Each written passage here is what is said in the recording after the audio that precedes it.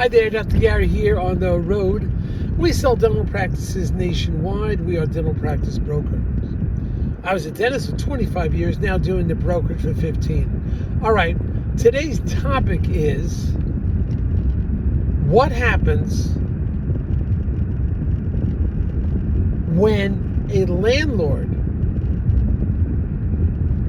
of the dentist in a large office complex goes bankrupt and walks away from the building.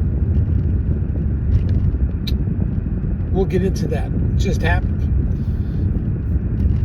As you know, we have 10 employees. We're in 25 states and we're working 363 days a year. Take off Christmas and Easter. You can reach us at 201-663-0935. And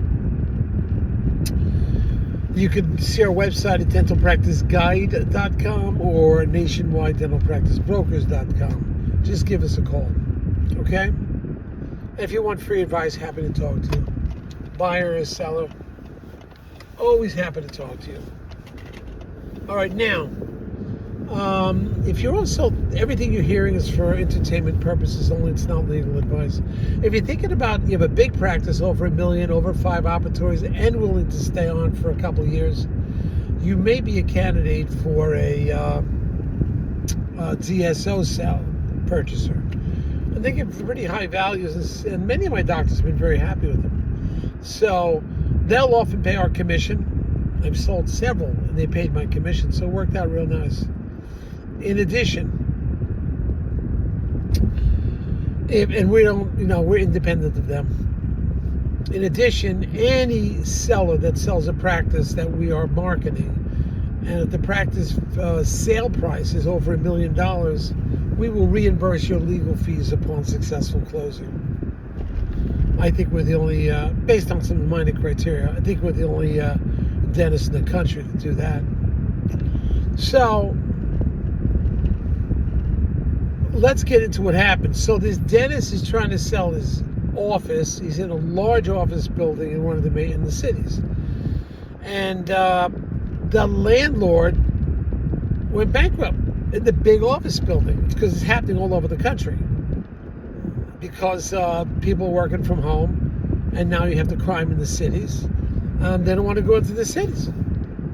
So they don't need the office space. I think the office vacancy is like 24%. That's pretty high. That means 25% of your building, 22% of your building is empty. That means for every 4 offices, 1 is empty, basically. 1 or 2, 1 is empty, or 3/4 of one. So this landlord walks away of the building because his mortgage that he owes is more than the building's worth. He takes a hike, goes to bankruptcy. Now, in this circumstance, what rights does the dentist have? And does he continue to pay rent, and to who?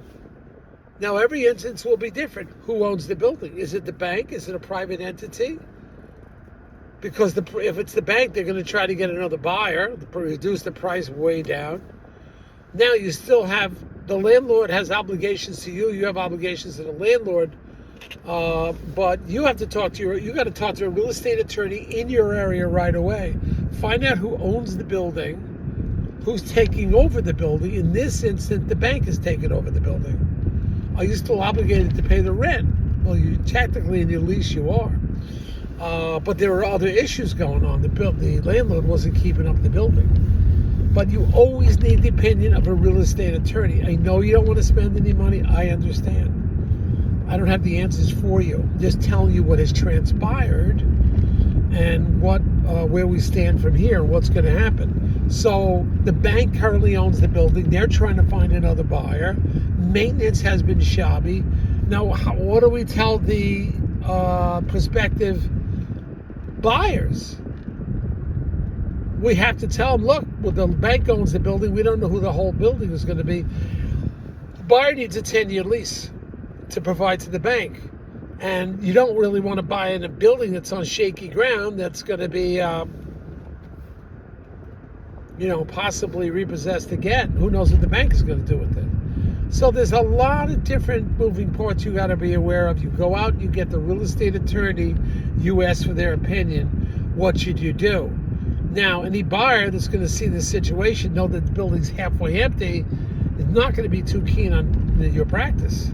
So you've got to look at your alternatives. I guess you could always move the practice, but then where are you going to move to? You got to build another office. You could sublet, but then if you sublet from somebody else, what do you have to sell? A lot of thoughts that have to go on, because the buyer is going to think they don't have a solid lease, or they have a lease based on shaky ground. A lot to consider with this, a real lot to consider. So just keep this in your mind, and you'll speak to a real estate attorney. This is happening. This is it. This is the economy. Commercial real estate is beginning to fall apart nationwide. Spot areas that may be very good. Isolated things may be okay, but it is happening. This is predicted. I do listen to a couple of economists who I can recommend. Not now, but I do recommend. Call me and I'll tell you who. But this one economist, he predicted this. That this is going down. Real estate, commercial real estate's going down, sure enough. In my county, up in Jersey, I met a high-end broker, real estate broker. He says 25% of the commercial real estate's coming down. It's going to get torn down. They're going to put up apartment buildings and or luxury apartments and or condos. That's what's happening. He predicted it. He predicted what was going to go on with this whole commercial real estate market, how it's going to fall apart. You got to listen to these people. At least keep an ear open. So you understand what you have to do now if you're in the circumstance. The buyer, it's going to be buyer beware. The bank's going to beware. It's going to make the practice more difficult to sell. Another reason why you don't want to wait forever to sell, because you don't know the status of your building. And this is a big office complex in the city. I mean, this is like a big problem. So I don't know what is going to happen now. No idea. Time will tell. We'll keep you posted. All right, team, we're looking good. It's the summertime, not at the beach yet. We've got some rain coming in, but I wish I was at the beach.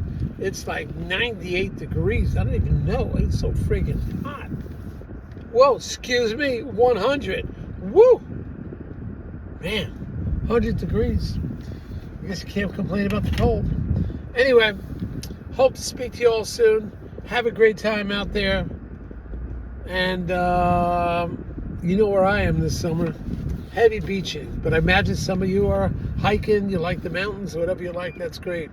All right, team, I'll see you. Goodbye.